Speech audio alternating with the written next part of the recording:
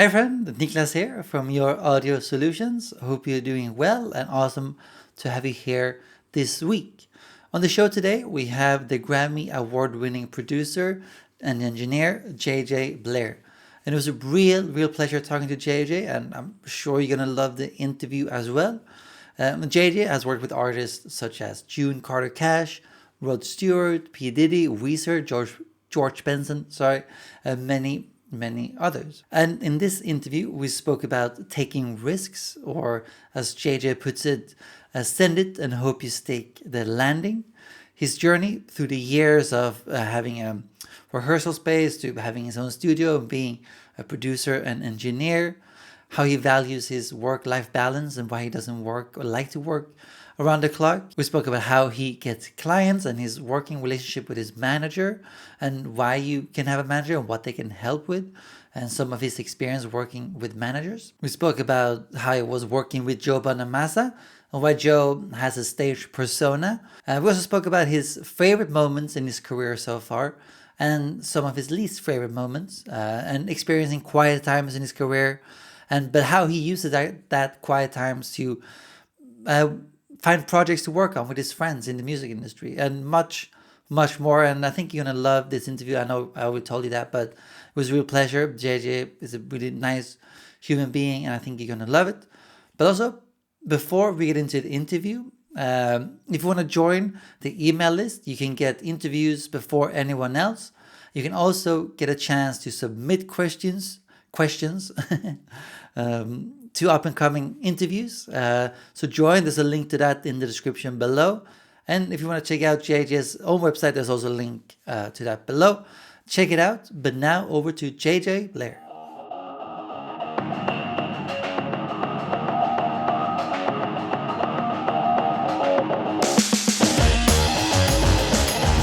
So JJ, welcome to the show. Awesome to have you here. Thank you for having me. Awesome. So I'd love to start out this interview with a quote I heard you say. You said, "Send it and hope you stick the landing." Oh yeah. Just wonder what that saying means to you and how it has impacted your career, I guess. Well, that comes because my other favorite thing to do besides music is snowboarding, and I put myself in a lot of crazy situations like jumping off cliffs and things like that, and send it means you're going, and you just point it, you go, and you hope you land it. And the thing that I've realized on the mountain is when I hesitate, that's when I get hurt. Right. So when I question myself, then I tense up and something happens, and then and that's when I tend to get hurt. When I'm like, oh, no, wait. That's when things go bad. Right. So I've just kind of noticed that in a lot of areas of life, and I don't mean this, and I don't mean being cocky, but if I go in with confidence and knowing that, this is probably going to turn out, I can rely on my skills, I can rely on my experience, I can rely on everything I've learned. This may be a little hairy, but I can go into this with confidence in myself, and it's probably going to work out. I'm probably going to stick the landing, and that applies in a lot of areas of my life. And you got to know. Another quote is from Dirty Harry, where he says a man's got to know his limitations. Right. So you got to know that too, Yeah, exactly. So if you balance one with the other, I don't, there's a lot of things I know I'm not good at, or I don't have experience at. And I try not to put myself in those situations where things could go very badly for me or other people, where it's like of major consequence. So right. Makes sense, man. But something that was also fascinating learning more about you is your whole journey, from when you started to where you're at now, essentially. It seems like you've been in a lot of different places. You had your rehearsal studio, then you built your house, or another studio, if I'm not mistaken.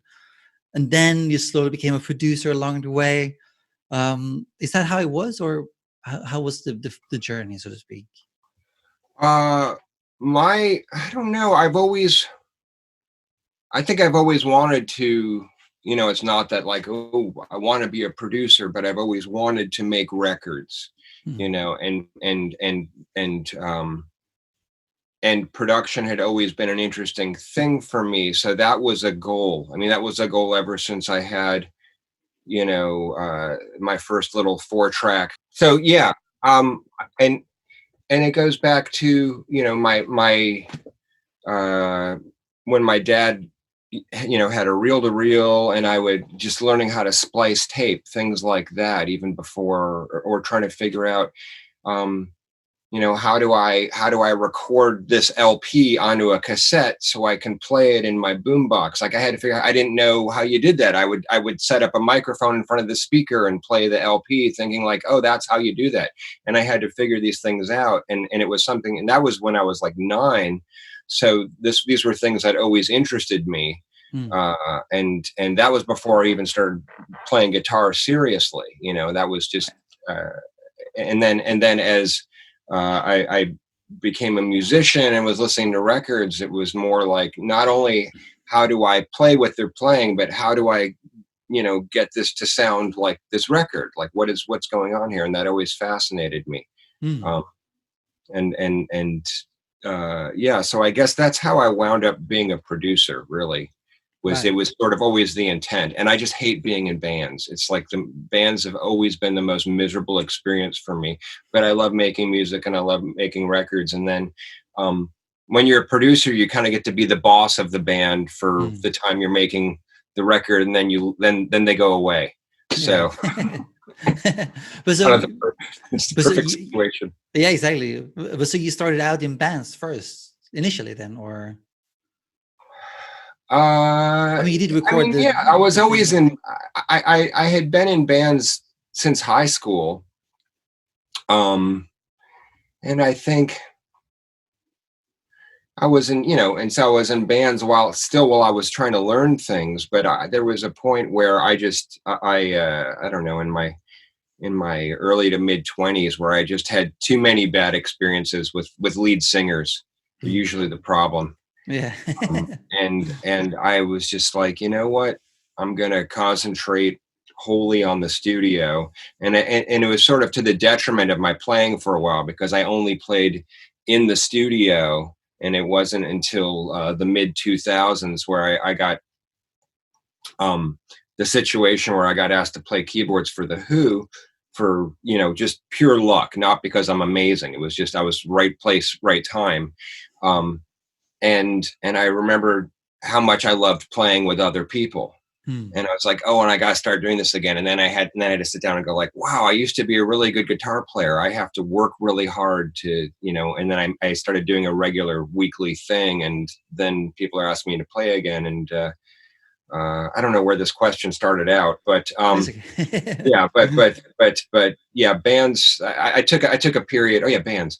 I took Mhm. a lot of time off from bands Right. because I hate bands, but I had to remember how much I love playing with people, like how much I like doing live music, and so I had to Right. find a situation where it's a dynamic, where that works. Where Mhm. it's not too stressful and it's still Right. fun. Yeah, exactly. But I mean, so even though in your early years when you had a rehearsal plays and you had a lot of big bands coming there, right? Yeah. And but you had that place, and then you bought a studio outside of that place, or what was Okay, the? here's what happened. The LA real estate market was in a really, really bad place. It was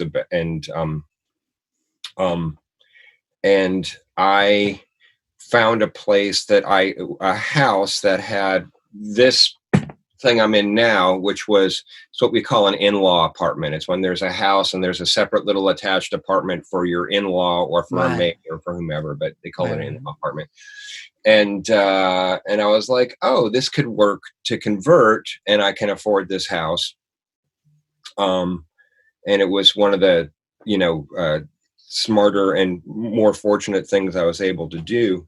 And so I just bought the house and built the studio, and I was very fortunate enough to have good people around me, and I had my engineering mentor Mhm. help me, and we were able to bring in the right people and do things right, from construction to electricity and everything.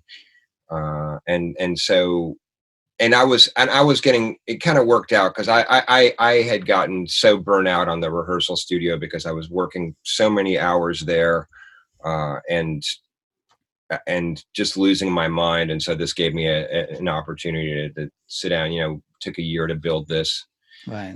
and then basically, started working as much as I could to apply the craft. And I don't know if you saw this in the other interview, but I think this is, um, my experience is very applicable to what people have to go through now. It used to be that, if you wanted to get into recording, you had to, start in an internship somewhere and then hopefully make it to a runner, to then get into an assistant position. And then maybe one day that engineer can't show up, and then you get bumped up to first engineer on that session or something. And then, and that's what happens. Like, I think, like my friend Ryan Hewitt, it's sort of a thing with him with the Chili Peppers. He was assisting on that record, and then he found Right. himself being, and Ryan just happens to be a great engineer. They're like, "Oh, you're great. Why aren't we using you?" Yeah. And and as far as I understand it, that was the record that really sent him off on his career as an engineer and Right. producer. Was that And that Stadium was, Arcadium, or do you know? yeah, I think Stadium Ah, Arcadium. right. Right. And that was kind of the traditional route. Mhm. The reason I wound up with the rehearsal studio was I didn't know anybody that could get me into, Ryan was very fortunate, and this takes nothing away from him because Ryan is a Sure. fabulous producer engineer, but his dad, Yeah, yeah. was, yeah, his dad's He was David in it. Hewitt. So he was able to get into situations. I didn't have that situation. Mm. Um, I didn't, nobody that I knew could get me anywhere. That and I couldn't even get in. I tried to get a job at Rocket Cargo so I could deliver to studios and maybe meet people, and I couldn't even get a job at Rocket Cargo. Right. So that was why I did the rehearsal studio, which allowed me to at least meet people, and I made great connections, and became friends with all these various bands.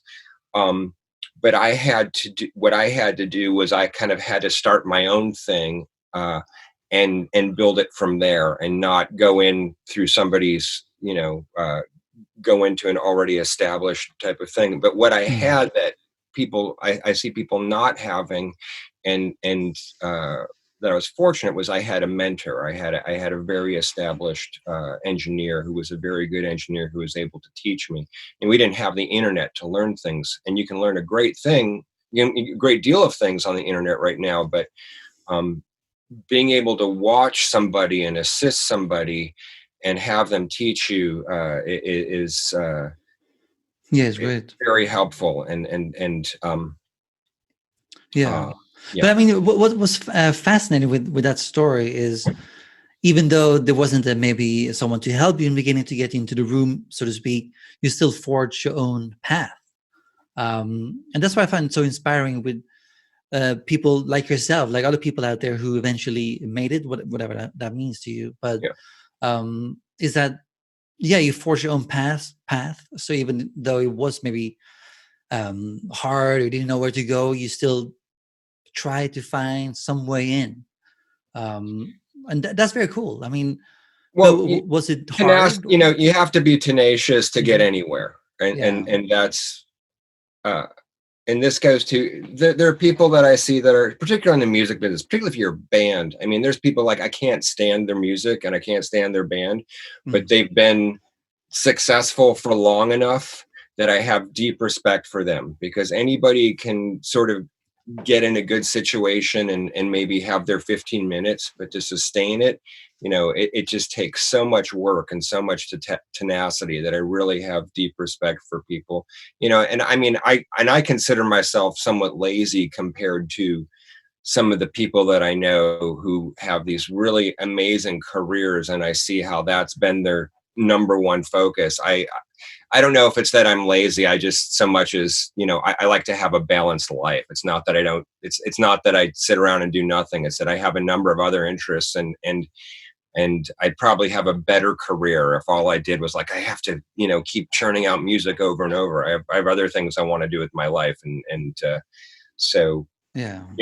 it's okay. So but I can beat myself up with that one. Like, why aren't I like so-and-so? It's like, well, that's all he does 20 hours a day and he sleeps for 4 hours. And then, Yeah. But how is the work-life balance for you? I mean, because I worked in a few studios around town here in London, and yeah, the hours, like you said, are demanding, of course. So, what's your approach to that? well, I've done records where you're doing 14, 16-hour days.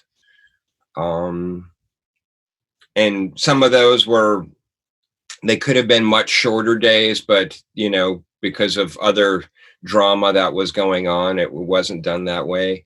Mm. Right. And I guess I'll give you a good example.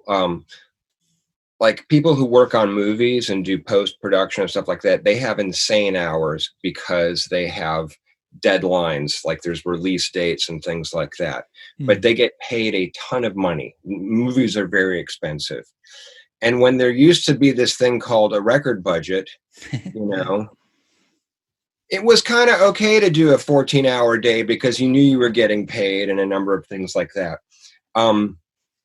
Now there's a great deal less money, and I'm just like, you know what? Unless I have a deadline, sometimes I'll do music for TV or something, and I know there's a deadline and things have to be turned. I like to get stuff turned in early if I'm on any of those things because I want to know that I can be counted on. Mm-hmm. Then I'll maybe burn the candle and get things done quickly. But I'm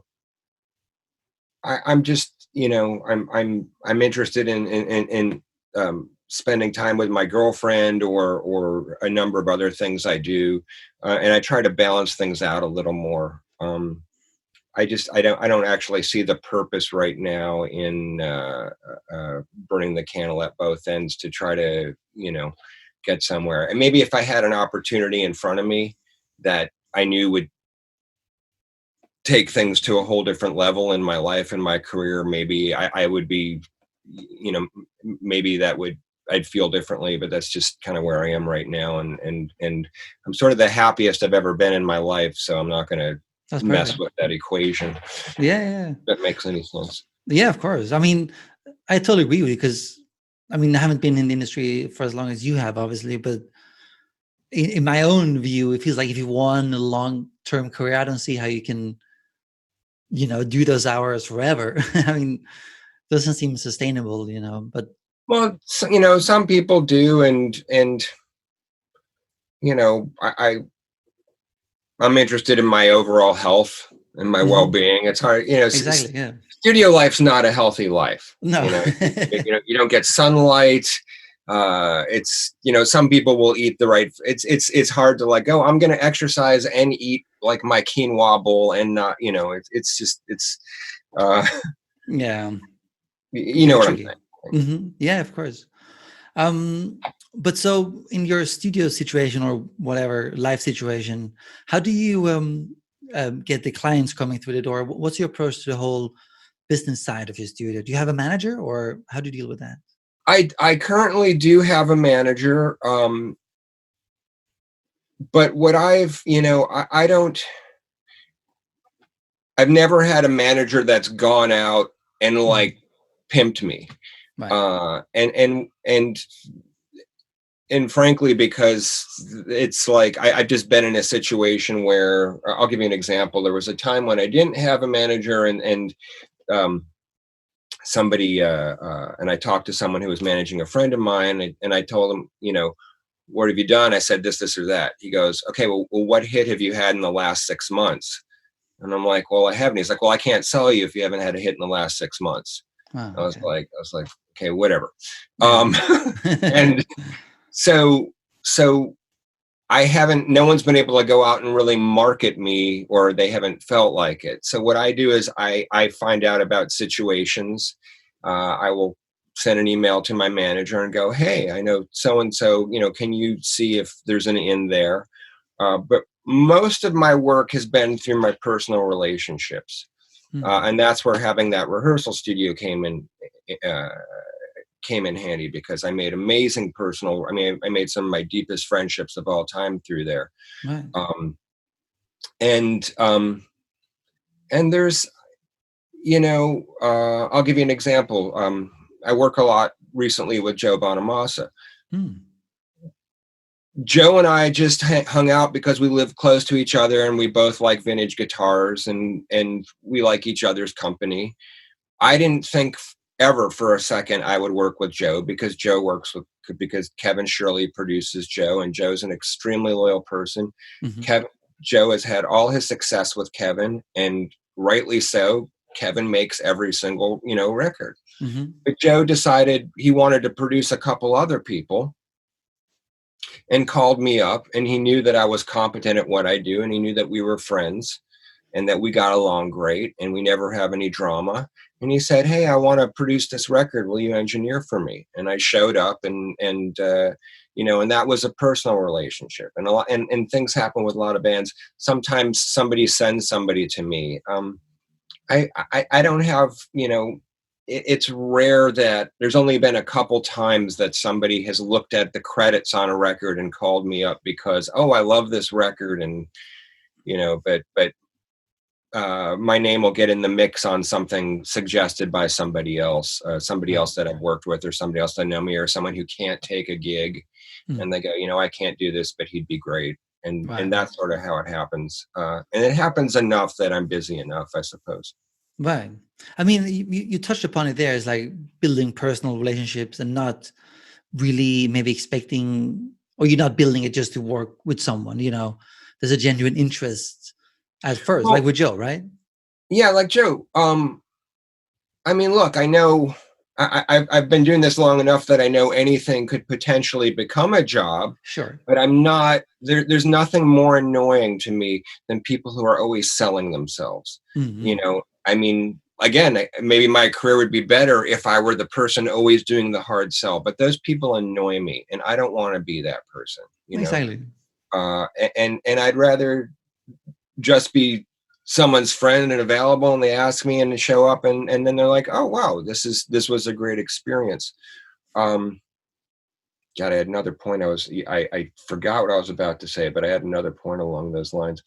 Oh yeah, it was. I did an interview with Bobby Owsinski a couple years ago, and he said, right, "What's the best career advice you can give?" And I said, "Be a nice person." That's it. And just being a nice person, and I had to learn other things. I have, just the way my brain works. I when I'm concentrating on something, I look like this. I just go, and I look very unenthusiastic. And I realized that I have lost gigs to people who weren't as good at their job as I was, because those people knew how to seem like they were really into the project. Right. And so I've had to sort of learn how to make facial gestures that make it seem like I'm really into this, So because I'll get deeply into my brain. Right. And start analyzing, and what people don't realize is like, oh, he's, they don't realize that I'm trying to figure out what's going on, what I'm going to do with it. They just see me not reacting, and they're like, oh, he doesn't like it. So there's been a number of things. Be a nice person, seem interested, and let people know that you like what they're doing. Yeah, I mean, those are very important lessons and skills to have. You need social skills to be in the music industry, I guess, Otherwise, it'd be really hard. Well, some people don't have them. I mean, I'm not going to name names, but there's some people who are famous for having horrible personalities. But right. People, they do such a unique thing that people are willing to put up with that for whatever they get out of it. Yeah. I mean, yeah, of course, there's been some horrible people in the industry that, there's no question about it. But yeah, it's very fascinating. And something I heard you say on another interview I was listening to you about is, you said you learn. Oh, you've done your research. I'm impressed. No one's ever done this much research on me. Oh yeah. No, I think that makes for a better interview. Hopefully, don't want to repeat all the interviews, obviously, but yeah. Well, But you said like the most important lessons for you, have been through learning the hard way. I think you said yeah, something along those lines. yeah, better living through trial and terror Yeah, is what I exactly. call it. Do Yeah. you have any examples of that? I mean, it's whether it's personal or professional. I mean, uh, I was watching an interview with a hockey goaltender, and you guys don't have much hockey there, but it's the same for football there or soccer, which is Mhm. that no one ever remembers the saves you make. They remembers the saves you don't make, Right. Yeah. and it's the same thing. Um, the things that always stick out to me are the things I screwed up. And that's and I always want to make sure to, like, oh, I don't do that again, Right. so a lot of and this is the case for almost every engineer I know that works regularly or has worked for a while. Is we have a list of things we've done. We have I have a little group of guys and that are veterans, and we just had a thing about all telling our stories about times when we were printing tones onto the tape and recorded over part of the song or something like that. Right. um Stuff like that. And uh you know the way you learn not to make mistakes is by making them and avoiding repeating them. And that's kind of, that's the learning things the hard way, I always say. Yeah. Did you have a favorite mistake, so to speak, that was like the biggest opportunity to learn from? um well, okay, like I said, I was doing some demos with Weezer, Right. and you know and I believe I printed some tones over the front of a song. Right, right. Was bad. That was bad. This was back before Pro Tools. Sure. And we were in and that was when I realized, what, next time I print tones, I'm going to, rather than giving myself 3 minutes at the front, I'm going to give myself 3 minutes at the tail and then splice it onto the front, so that in case I have to go quickly and I can't, and the band wants to, what the situation was, we had to change reels. They wanted to go quickly, and I couldn't say, okay, you guys have to wait, I have to print tones. It's like, okay, I'll print tones later after the session. That's how I learned that lesson. So Right. that's, and fortunately, and nothing, whatever, I don't, nothing, I was able to sort of, I think we wound up going with they wound up not liking that one anyway and doing another take, but Right. it was That's just good. not a good look. So Yeah. that's only a good story because I guess it's a band you've heard of, but Right. You can tell another story. It doesn't have to be a famous band. Just um, you know, uh, I mean, there's just times that, okay, here was one. My first major label record ever. We did I learned, always check the mix in mono, and sometimes, and uh, we had done an acoustic guitar solo and it just wasn't sitting right. So I said, I bet this would sound great if we put the acoustic through a Leslie. So I, stuck a Leslie 125, which is a full range single baffle. It doesn't have the horn. Mhm. Put a pair of mics on it and came through, and it did this cool thing, and it was awesome, and it really made the track. But it's a Leslie, and it was early in my career, and my ears weren't as finely tuned as they are now. But it's also a Leslie, which is phasing anyway. But I didn't hear that one side was 180 degrees out of phase. The polarity was flipped. Right. So if I had listened in mono after I did the mix, I would have heard there was no guitar solo. And I was in Nashville making a record, and it came on in a restaurant on the stereo there, where everything was summed to mono and there was no Yeah. guitar solo. So That's how I learned that lesson. Yeah. I mean, that's a good learning experience, I guess. Yeah. Nothing better hearing it in a restaurant.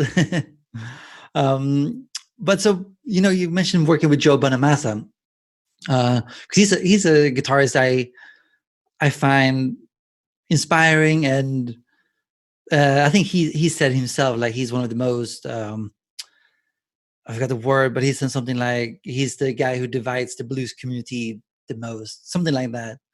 Yeah. Um, Divisive. Yeah. And Divisive, exactly. Because you're also a guitar player, right? yeah.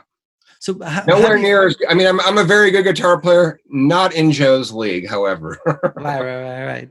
But how is it working with him in the studio? And Well, it's interesting because that was Joe's first time producing, and I don't know.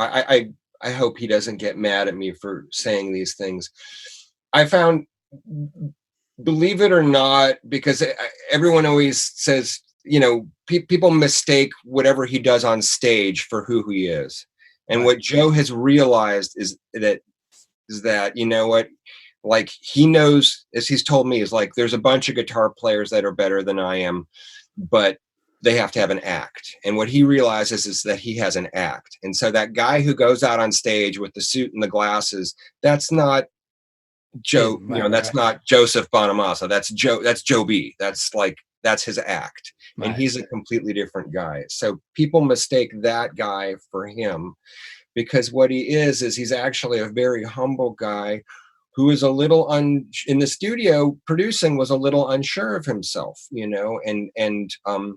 and very like, uh, but he had all the right instincts, and I go like, dude, don't stop second guessing yourself. You are actually a really good producer in terms of, he doesn't know the technical things so well, right, but he knows what he wants, and his instincts are correct, right. for the type of thing that and he's made enough records. He's been, he's worked with Kevin Shirley and Tom Dowd. Mm. He knows what's going on, and that's, kind of what it's like. But he has a very interesting thing, and I think this maybe came from working with Kevin, and I use this description with him. If you know the difference between Led Zeppelin 1 and, say, Houses of the Holy, Led Zeppelin 1 was made in a few days, and everything is very live. And then Houses of the Holy, you have a bunch of overdubs. There's a lot of production and things like that. Right. He likes to make records of the Led Zeppelin 1 variety. Right, right. He doesn't want to do more than 2 takes doing anything. He very much wants things to be live. Hmm. Um, if a mistake's not horrible, whatever, it's part of what happened. It's more about the energy. Even when he's playing a guitar solo, he never wants to do more than 2 takes on anything. Right.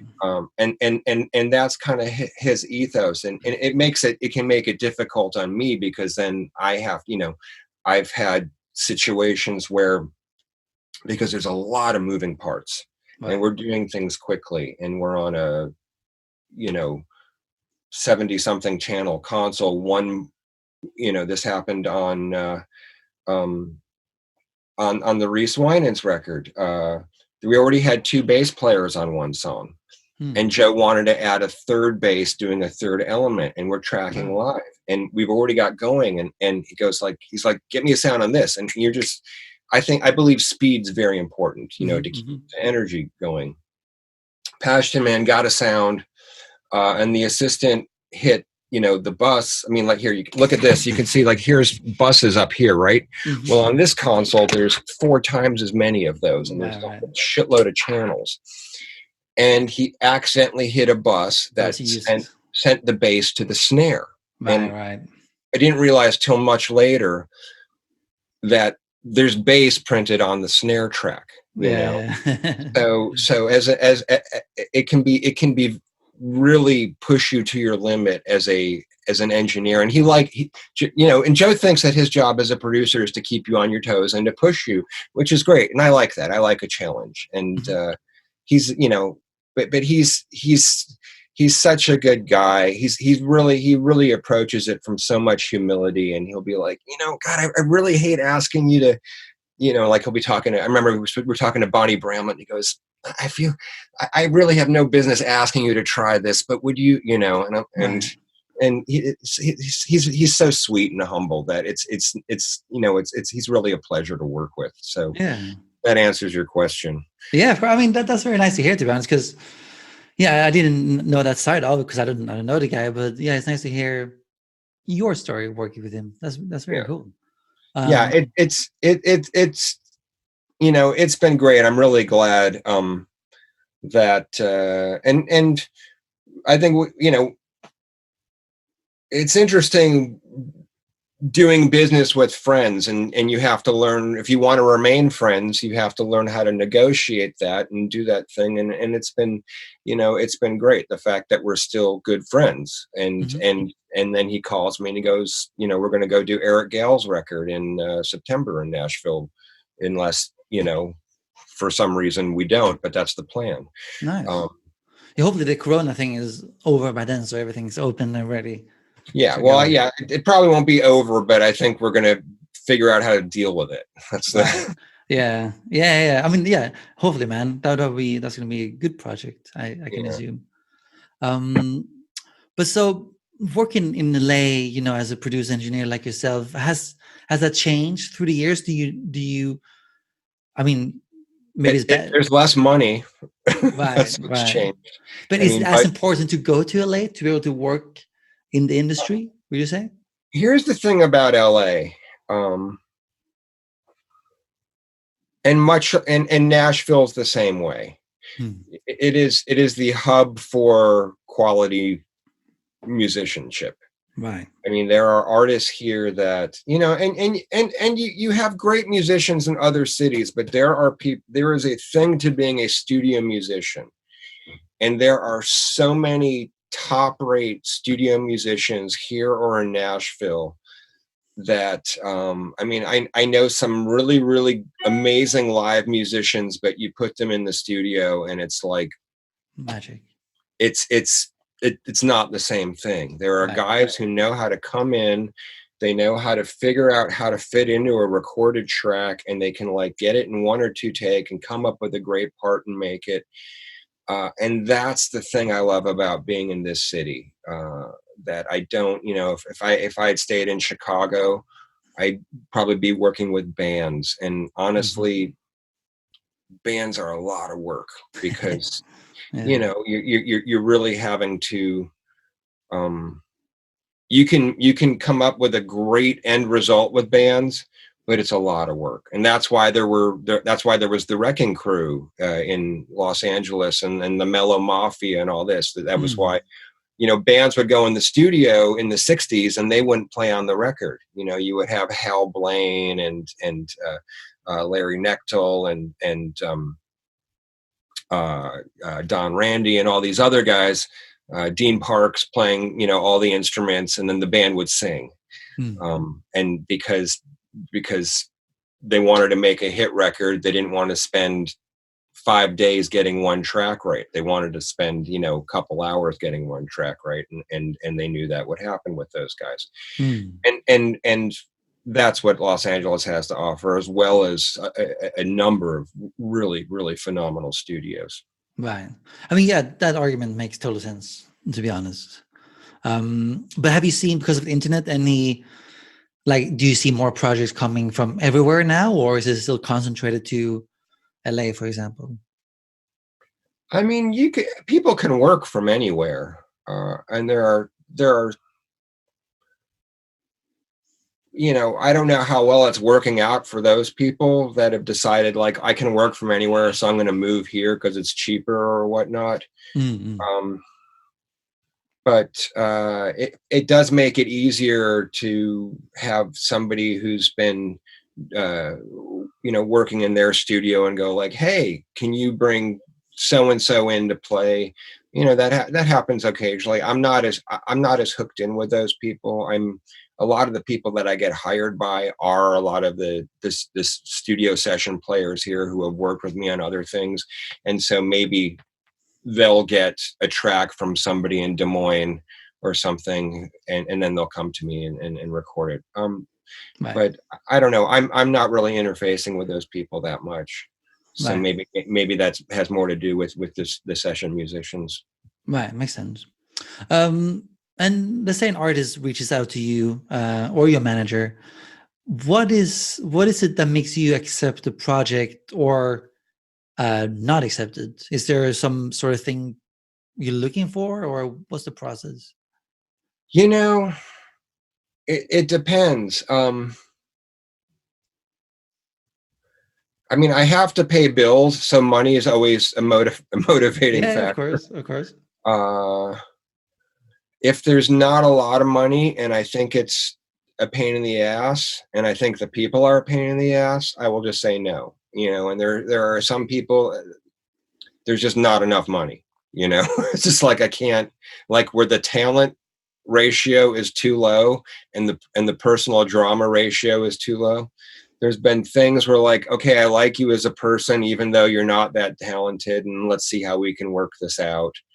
And there's some stuff, man, there's stuff like I would pay to be on, I mean, Sure. I've done some stuff for free as a favor because I've always wanted to work with that person. And that's kind of, so it really depends. But I do sort of have a set rate, and I let people know what that rate is, but I'll go like, but on your case, we'll do this and we'll make it work like that. Right. Yeah. So do you ask for budget very early in the conversation then, or? I find out what kind of budget they're working with before I throw anything at them. If it's, Sure. if it's a friend, I'll work it out with them. If it's something like, and this is, for example, with Joe, because we're friends, we let our managers talk to each other about business. Mm-hmm. We don't talk business. I mean, unless for some reason we have to. But that's kind of how we maintain our friendship. Yeah. And I'll do that a lot with people that I'll do that a lot with people where I just don't want to, and it's not just because of a friendship. I have to have a relationship with these people in the studio, and I don't want any weirdness with them over money. Mm-hmm. So over haggling about money. So I'm going to let my manager earn her fee by doing that. So I can and she understands that's an important part of what manager does is take that off my plate, let them do that so that I can just have a no friction relationship that is purely about creativity. Makes sense. And how did you find your manager? Who approached you? I know you talked about another manager before, but did you actively go out and look? My manager's named Cindy Peters. She used to work at a company called World's End, which had all the big manager producers at one time. And one of her clients was Nico Bolas. I don't know if you know Nico. And Nico works with, Neil Young. He produced the first Melissa Etheridge record that she had her big breakthrough. I mean, his career is so vast and wide, and he's worked with so many amazing artists. And he's a really, really excellent producer, engineer, and advocate for engineers. And we're friends. And I told him I was, I don't have management right now. And he said, call Cindy, and Cindy was kind of starting up her own little management company. And I'm very, I get to be on a roster with guys like Nico and Al Schmidt. Right. And, and I brought my friend Ross Hogarth and Ross is fantastic. So, I'm the smaller fish in that pond, but it's nice to be with people of that caliber on that roster. So yeah, I can imagine. Yeah. And did you feel like the work you got in improved after getting a manager? Because I had a friend who told me you should get a manager, and obviously I'm so early in my career, so it makes no sense really for me to go out and look for one. It depends, and it's the same with bands. Like you can have if you're looking for someone to knock on doors for you and they are hungry to do that, and you see that with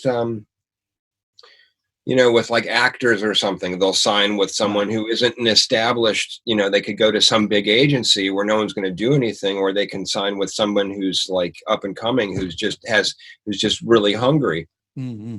And they'll go and, start not, so maybe there's some young person who like, they have that hunger, and they're willing to go around and sell you. Mm. That's a possibility.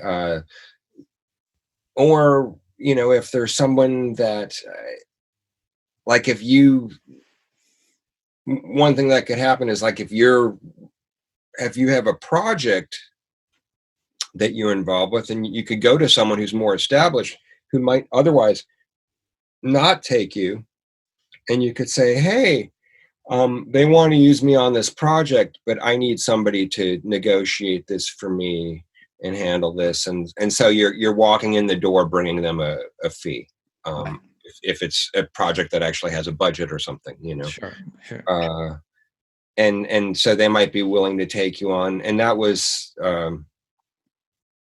I used to be handled by a big sort of manager back in the, what was it? It's like late 90s. And that was kind of how I'd been brought into a record, and there was a budget. And that was why they were willing to take me. It was like, here, handle this. Yeah. Makes sense. Yeah. And But they're not necessary. A lot of people don't have them, and sometimes you need someone sometimes you just need a billing person if you suck at billing. Like so many, so many of us creatives were terrible at paperwork. Yeah, exactly, man. But obviously you've been in the industry now for a long time, I guess. Like Do you?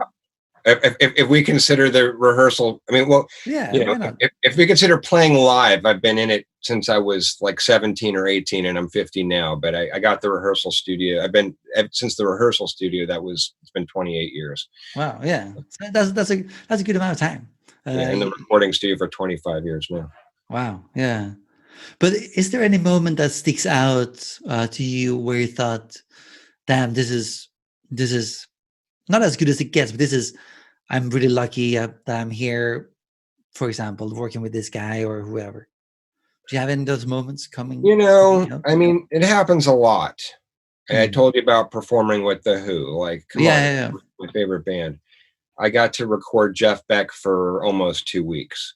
Right. Like, it was just mind blowing to be in that experience. I've been doing a record with one of my closest friends is a man named Mike Finnegan, who's just a phenomenal artist. Who's he again? I recognize that name. He's a keyboard player and singer. Most people know him not by name, but they are familiar with the Jimi Hendrix song "Rainy Day Dream Away, Still Raining, Still Dreaming." Yeah, and that's Mike on Hammond. And Mike went on to be in a bunch of other bands. Played with Dave Mason. He played with Stephen Stills. He was the musical director for Crosby, Stills and Nash for 20 plus yeears. Wow. Joe Cocker, Bonnie Raitt, also, Etta James, and then, worked with Taj Mahal and recorded with so many people. And he's also hands down one of the best blues singers alive. Right. And he had a record deal with who Jerry Wexler is. Recognize that name too. Jerry Wexler signed. He produced Aretha Franklin's records. Right. He signed Aretha Franklin to Columbia or Atlantic, sorry, and then produced her first hits and whatnot. Anyway, when Jerry had his own label, Mike was the first guy he signed. Right. And it just wasn't the right record and whatever. And Mike's made a couple records that I just thought, like, man, none of these records ever showed that thing that always floors me every time you do it. And so I talked him into doing something to, like, let's make that record. And we've been making it. And when we've been in the studio making that record, it's like I felt like, you know what, everything I've learned up to this point, all my experiences, everything has just come together at this moment. These people I know that I've brought in to perform, and everything's happening. It's just like there's like a singularity to the universe at that moment, and it's like whatever skill set I've developed, and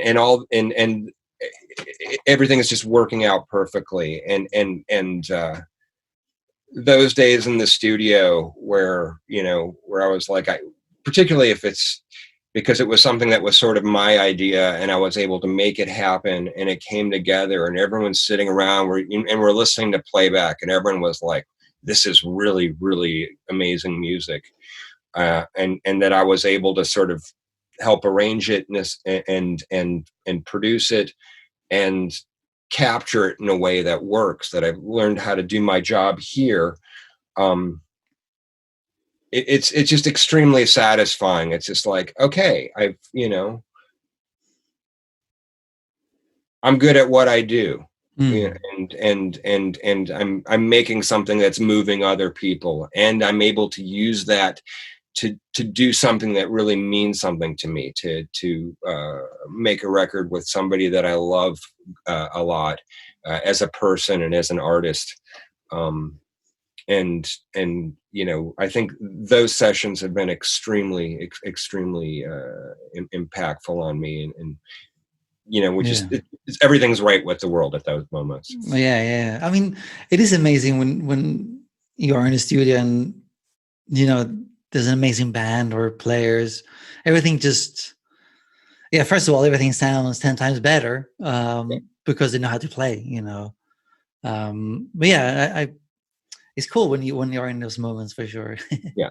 I mean, I'm so spoiled because for some reason, like I said, I get a lot of session players come to me. Right. And so they're bringing the other session players, right. Like I look out the room and like, oh, there's Vinny Colaiuta on drums, or there's Nathan East on bass or something like that. Mm-hmm. And the level I get to be around such high levels of musicianship that when a band comes in, I realize how spoiled I am. It's like, oh, you can barely play your own stuff, Yeah. Yeah. I mean, it's cool, man. Very cool. But looking at the other side of the coin, so to speak, has there been any moments where you thought, shit, can I really do this anymore? Is this for me? I think there was a point in I think it was the early 2000s. It wasn't that I couldn't, it's not that I had a change of heart. I just burned out. I'd thought like, okay, after June Carter Cash's record won a Grammy, I thought like, oh, great, here we go. Here goes, my career's going to go gangbusters right now. And a couple things happened. That was right when things started to fall apart in the music business. Right. And then I had two records where I did a lot of work and then wound up not getting paid. And they didn't come out and everything fell apart. And I was just going through a lot of personal stuff. And I just couldn't, I went through a period of like a year or two where I just couldn't work, right. and nobody was necessarily coming to me to do anything at the moment. And I think that was because everyone that was when everyone was really deciding they were going to start working from home. And before they figured out, oh, there's more to this than just owning the equipment. Yeah. Yeah, but there were a couple years there where it wasn't that I thought this was over for me or I wanted to do something else, but I just felt like. How did he come out of that funk, so to speak, whatever you want to call it, the hardship? I got married to someone who kicked my ass. That's good. I was, the marriage wound up not working out, but she she saw me as a project that needed, a broken bird or something that needed to get healed back up and set loose into the wild. And then, and it was during that a friend came to me to help with what wound up being, one of the Rod Stewart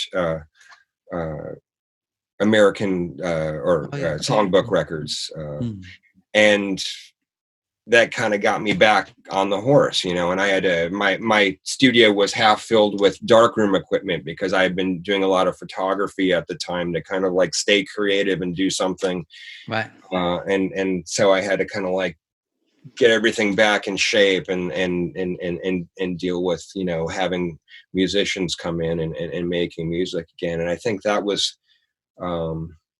even though I'm no longer friends with the person who brought me that project, because he wound up becoming a very bad person, and we ended that friendship on very bad terms, right? Because I decided it was over because I realized what an asshole he was. On the other hand, I'm grateful that he brought me something that helped me get, which you can't keep a good man down. I would have found some other avenue to get back into, music again, but that was the thing that it's I showed up and I performed and it happened. So yeah, I mean, I'm glad you continued, obviously. Yeah, me too. Yeah, I mean, but it's funny when I interviewed Andrew Jeppsson some 2 years ago, after he did like Adele and some other huge records, he also experienced some quiet times, you could call it, I guess, Yeah. I mean, I had myself been in those situations like you guys, but I can imagine it must feel like, shit, I thought I did this huge thing and everything's going to change. But you know what I do when I've been fortunate the last couple years that for some reason I've stayed pretty busy. And it, whether or not it may not be some I don't care if it's a high profile thing or if it's something that anybody's ever going to hear. I'm just happy to, do something and make a little money or make a bunch of money. It doesn't matter. I'm just happy to keep working because of course. Yeah. I believe that work gets you work. And when I'm not working, I will find a project that, I'll call a friend that I think's really good and go, hey, let's do something. Let's just do something for fun. If something happens with it, let's not. That was what happened with Mike. I just said, you know what, Mike, I'm kind of bummed that I don't get hired to produce much anymore. I only get hired as an engineer. I really want to produce you. Let's just try. Let's try one day and 2 songs, and if we like it, and then we loved it, and I was able to find somebody who wanted to release it. And same thing, the Casualties of Jazz. That was just something I wanted to do. It's been taking me 2.5 years to make the new record, which I actually finished. If I can stop arguing with one of the band members about whether or not the song should have tambourine on it, but that's done. And that was another thing. It's just like, okay, stuff's slow at the moment. Let's do this. So that I'm working. So work gets you work, Yeah, for sure, man. I mean, I think that's a very good tip or advice, whatever you want to call it. Well, JD, it's been a pleasure. Maybe before we finish up, you can let people or the listeners know where they can find more about you, where they can hire you. Okay. I believe my website, is jjblairrecording.com. I don't have a business or fan page on Facebook, and I don't really take friends unless people know me, but you're welcome to contact me through Facebook as well at JJ Blair, and I'm on Instagram at J.Blair. Cool. I don't tweet, but I'm always happy to, I'm always happy to discover new music and bring what I think is a pretty good perspective, whether it be arrangement, writing, engineering, playing, whatever. I'm just always happy to be part of someone's project and share whatever I've learned over the years. Awesome, man. Well, yeah, I'll leave links to those stuff below so people can Terrific. click them and contact you. But yeah, it was a pleasure, man. So thanks for coming on. Thank you. Thank you for reaching out. Thanks, I enjoyed this. Awesome. Thank you, JD, for coming on. Real pleasure talking to you, and hope you, the listener, enjoyed it as well. Again, don't forget to join the email list to Your Audio Solutions. That way, you get interviews before the public gets them, and you get a chance to submit questions to up-and-coming guests. So join is free. Just enter your email address, and you are on the list. But thanks again, JJ. Check out his studio. Contact him for work. But that's it for this week. I'll see you guys very soon.